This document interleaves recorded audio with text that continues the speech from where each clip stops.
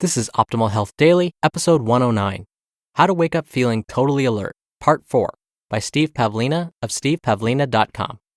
Get ready to maximize your potential with Optimal Health Daily, the podcast that brings you the best content in health, fitness, and nutrition 5 days a week. Your optimal life awaits. Now here's your host, Dr. Neil Malik. Hello there, happy Thursday, and welcome back to another episode of Optimal Health Daily, the podcast where I read you blogs just like an audiobook. I'm Dr. Neil, your personal narrator every weekday. Today's the fourth part of a four-part series. I've been reading a long post from Steve Pavlina about waking up alert, and I'll wrap it up for you today.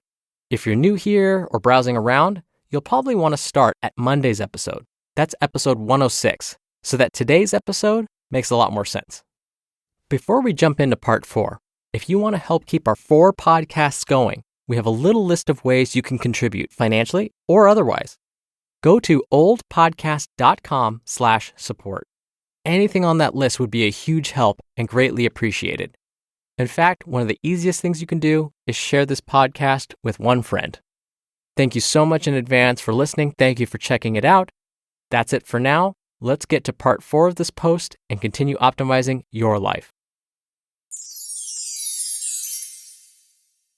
How to Wake Up Feeling Totally Alert, Part 4, by Steve Pavlina of stevepavlina.com. Get up at the same time every day, including weekends. This was mentioned in the original Early Riser article. Getting up at the same time every day is pretty important when you're first establishing the habit of early rising. In the beginning, it's too easy to fall off track, so I suggest that you get up at the same time every single day for at least 30 days. If you feel compelled to sleep in on weekends, you're probably doing something wrong. Again, it should feel good to get up early. If you're doing it because you want to, and it's working, it will feel normal and natural to do it every day. If you think you need a cheat day, something is definitely off. Why would you cheat yourself out of something you like doing? After you've been waking up energized for at least a month to establish the habit, doing it every single day isn't critical. If I want to stay out late one night, I might sleep in until 6:30 or 7 the next morning. But the next day, I'm back on schedule with no trouble. My normal bedtime is between 10 and 11 p.m., but I can stay up well past 1 a.m. without much difficulty if something stimulating is happening. Last week, I was in New York City, and my sleep schedule was all over the place during the trip. Some mornings, I got up early, while other days, I slept in until 8 a.m. But upon returning to Vegas, I had no trouble getting back on my original sleep schedule. New York City, which is Eastern Time, is 3 hours ahead of Las Vegas, which is Pacific Standard Time. So I was normally waking up earlier than usual on this trip. I'm not sure how easy it would be to readapt if we went to Hawaii instead. I'll have to test that soon. I recommend using an alarm clock unless you can set very reliable mental alarms. I still use an alarm clock every morning, but now it's more of a conditioning maintenance device rather than a wake-up device. I probably don't need an alarm to keep getting up early at a relatively consistent time, but since I conditioned myself to get up when the alarm goes off, it's just part of my routine. I haven't put much effort into building skill with mental alarms, largely because the alarm clock solution already works fine.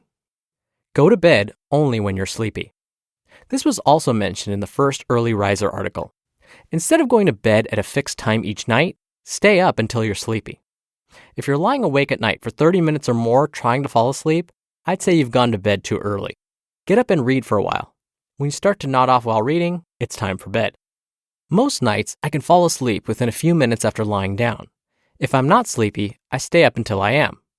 Sometimes I'm ready to crash at 9:30. Other times, I'll stay up until 11:30. But most of the time, the onset of sleepiness occurs pretty close to the same time, which for me is between 10 and 10:30 p.m. I perceive it as a gentle nudging that tells me if I lie down, I'll be able to fall asleep fast. In the first Early Riser article, I explained that if you start going to bed when you're sleepy and get up at a fixed time each morning, your body will eventually adapt. For clarity, I should add the caveat, if you aren't excessively screwing with your biochemistry.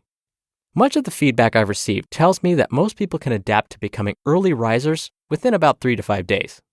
That's how long it takes them to hone in on a fairly consistent bedtime that gives them enough sleep to feel well rested the next morning and not feel sleep deprived during the day. However, the ones who eat a really poor diet or drink alcohol every night rarely make it past the 3rd day. They almost invariably give up. Develop a pleasant morning routine. If you don't like the way you spend your mornings, you may suffer the problem of waking up without getting up. A good morning routine can help remedy that. It's important to have something to look forward to that makes you eager to get out of bed. My usual morning routine is pretty basic, but it works for me. After I get up, I shave and put on my gym clothes. Then I head for the gym, do my workout, return home, shower, and dress. After that, I'll usually talk to Aaron and the kids for a bit and have breakfast. I like going to the gym, so it serves as a good reason to get out of bed. I know that exercising will leave me feeling even more energized. This is a rich place for experimentation. Some people like getting up and working on a home-based business for an hour or two. Others like to meditate first thing in the morning. In this particular area, the rule is to do whatever works for you. If playing your favorite video game for an hour helps motivate you to get out of bed early, try it for a few days and see how it goes. If your morning routine ever becomes boring, change it. Any effective routine may eventually stop working for you. Do whatever is necessary to keep it interesting. What about an evening routine? It's common advice that having a relaxing routine for winding down before bed will improve your sleep. For me, it doesn't seem to make much of a difference. I can enjoy a lot of variety and activity in my evenings, and I still sleep just fine and wake up alert. A stable evening routine can help compensate for a stressful lifestyle, but otherwise, I don't think it's that important. Feel free to experiment with an evening shutdown process to see what works best for you. Make it so. Early morning alertness is a great habit to develop, and it will serve you well for decades. Don't settle for that no man's land of waking up groggy while your chemically wrecked body refuses to budge. Mastering your mornings will set the tone for your entire day. Once you've experienced how good it feels, you'll never want to go back. You just listened to part 4 of the post titled, How to Wake Up Feeling Totally Alert by Steve Pavlina of stevepavlina.com. And that wraps up the 4-part series from Steve. I like quite a few suggestions Steve had in this part 4 of his post. He mentioned drinking alcohol. We've actually studied alcohol and how it affects sleep patterns, and we've found that, in fact, consuming alcohol does mess with sleep.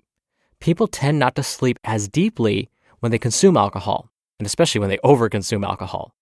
I also like that he mentioned having a pleasant morning routine.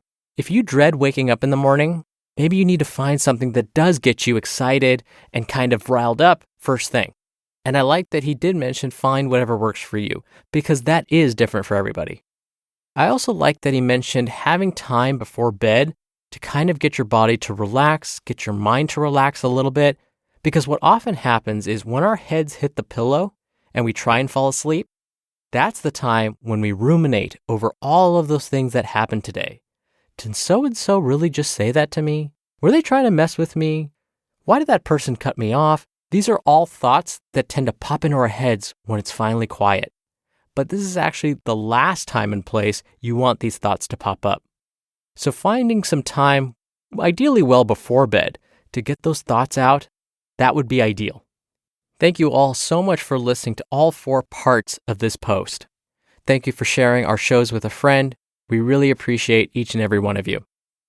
Now, one more time, if you do enjoy this podcast and want to show a little bit of support, you can contribute financially through oldpodcast.com, or we understand if you're not in a position to do that, with the holidays coming especially, there's a list of other things you can do to help us out at oldpodcast.com/support.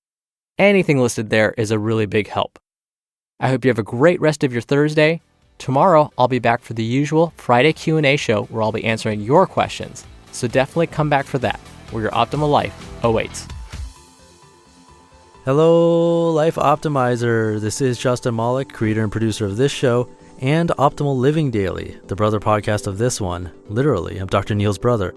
If you like the format of this show, you'll love Optimal Living Daily too, where I also read to you from blogs, but cover other topics like personal development, finance, and minimalism from bloggers like Derek Sivers, The Minimalists, Zen Habits, and many more. So for more amazing content read to you for free, come subscribe to Optimal Living Daily too, and together we'll optimize your life. You've been listening to Optimal Health Daily. Be sure to hit the subscribe button to stay up to date on each new episode, and head to oldpodcast.com. That's oldpodcast.com for a free gift, as well as more actionable tips and resources to help you maximize your potential. Thanks for joining us, and remember, your optimal life awaits.